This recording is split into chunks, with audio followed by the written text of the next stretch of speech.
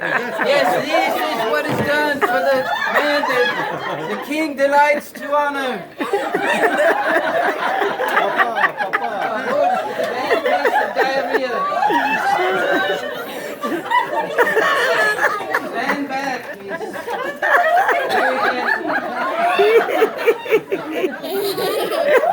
Very Mordecai! With my head covered, part of my head, covered in grief, and told Zeresh, my beautiful wife, and all my friends, everything that had happened to me. It was horrible. Stinky horse. Since Mordecai, Yay! before whom your downfall has started, is a Jewish origin, you cannot stand against him. You will surely come to ruin. Calm down, woman. The king's eunuchs arrived and, they hurried me away to the banquet Esther had prepared. Nothing. As we were drinking wine on the second day, I ask again, Queen Esther, what is your petition? It will be given to you. What is your request? Even up to half the kingdom it will be granted. Give half the If kingdom. I have faith with you, your majesty, and if it pleases you, grant me my life. This is my petition. And spare my people. This is my request. For I and my people have been sold to be destroyed, killed and annihilated.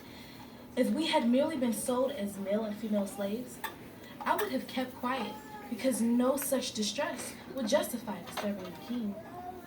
Who is he? Where is he, the man who has dared to do such a thing? An adversary, an enemy, this vile Haman.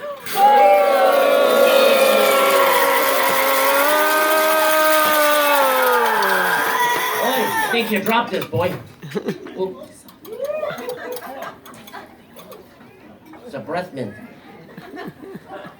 He's falling apart.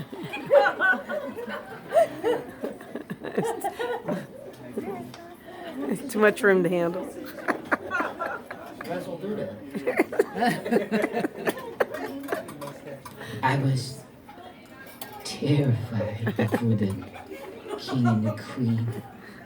So much so that my fake mustache fell off. The king got up and raged. He even left his wine, and he went out into the palace garden, realizing that the king had already decided his fate. I stayed behind to beg, what's your name? Rhymes with Fester. Oh, Esther. For my life, please, Esther. Anything I can do. I have a blank check. Maybe ride my pinto, maybe? Just as the king returned from the palace garden to the banquet hall, I was falling on the couch where Esther was reclining. Will he even molest the queen while she is with me in the house? I wasn't molesting. I was hitting on. I don't know what you called it. I was trying to save my own skin. Yes, the big guy, the goyim, the biggie goyim. Yeah, you. Biggest goyim. Bag him. Beg. This execution brought to you by Jewel. Now with the recycle help bags. This week's special. I can't believe it's not schmaltz. As soon as the word left the king's mouth, they covered my face.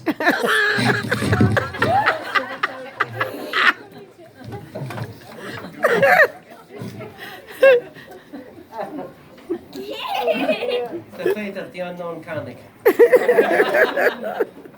means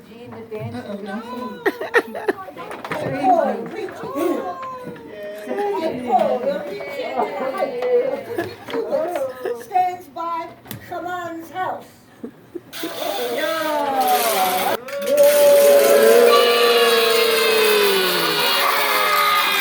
on the pole he had set up for Mordecai. And my fury subsided.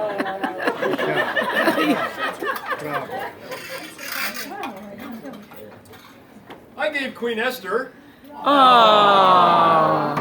the estate of Haman. The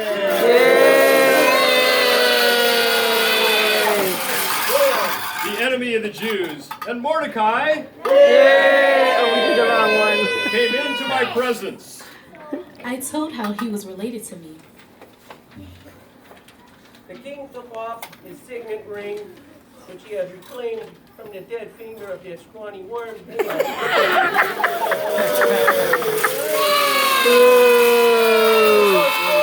Actually wearing it as a bracelet on his wrist, and presented it to me. Yay.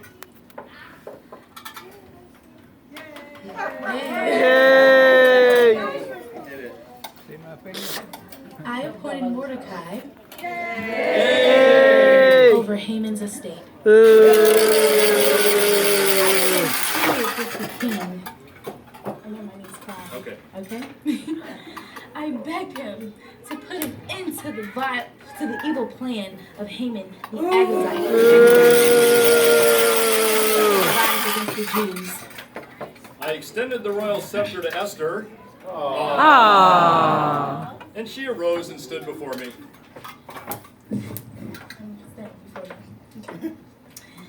If it pleases the king, and if you regard me with favor and think it is the right thing to do, and if you are pleased with me, let an order be written overruling the dispatches that Haman, son of the Agagite, devised and wrote to destroy the Jews in all the king's provinces. For how can I bear to see disaster fall on my people? How can I bear to see the destruction of my family? Because Haman attacked the Jews, I have given his estate to you, Esther. At once, the royal secretaries were summoned. They wrote out all my orders to the Jews, to the satraps, the governors, and the nobles of the 127 provinces stretching from India to Kush. These orders were written in the script of each province and the language of each people, and also to the Jews in the script of their own language. I wrote in the name of a King Rochtaketch, sealed the dispatches with the king's signet ring, and sent them by mounted couriers who rode fast horses, specially bred for the king. My edict granted the Jews in every city the right to assemble and protect themselves, to destroy, kill, and annihilate the armed men of any nationality or province who might attack them, their women, and their children, and to plunder the property of their enemies. The day appointed for the Jews to do this in all my provinces was the 13th day of the 12th month, the month of Adar. A copy of the text of the edict